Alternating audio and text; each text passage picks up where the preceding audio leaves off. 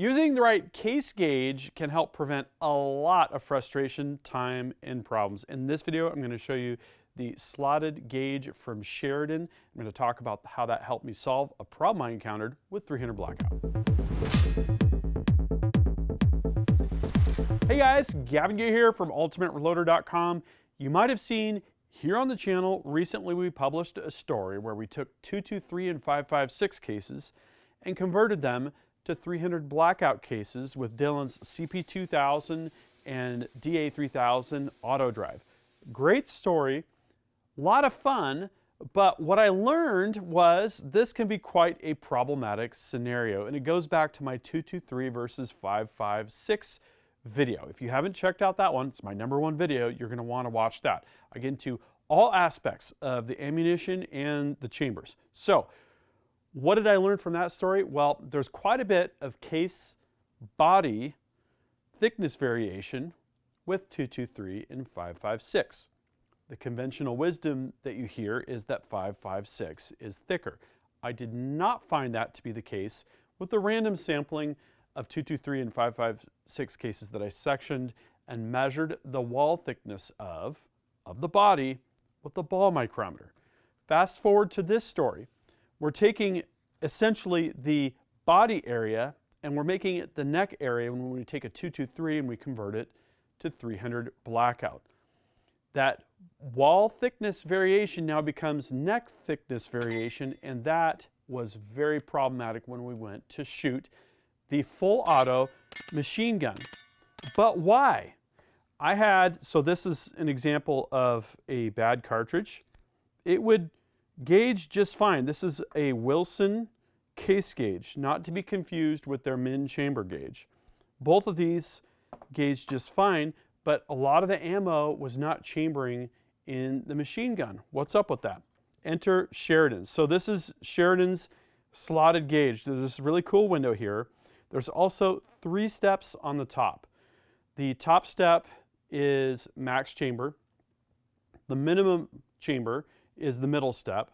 And the bottom step, the deepest little channel here, is minimum brass. So you have more granularity when it comes to the different dimensions that you care about. But also, this gauge is made to SAAMI specifications. That means if the round of ammunition goes into the gauge, it will chamber if your rifle's chamber is SAAMI or more relaxed than SAAMI, larger than SAAMI, right? So that one gauged just fine. Remember this one? The one that gauged just fine in this Wilson case gauge? It stops, right? And because of this slot, you can actually see it's hitting on the neck area. You can literally see it right there.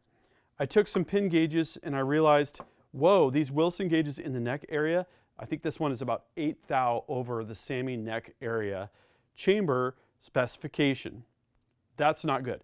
Now, Wilson does make a gauge called the Min chamber gauge. That would be the sort of equivalent of this Sheridan gauge. In my opinion, kind of some unnecessary confusion there. So I'm going to be looking at these Sheridan gauges for future projects because I really like the design. It's really cool to have the slotted window, and I just kind of like the way that they're put together. So my question for you, are you using Sheridan gauges? If so, what have your experiences been? I might have more to show here on the channel in the future. I also have one for 6-ARC.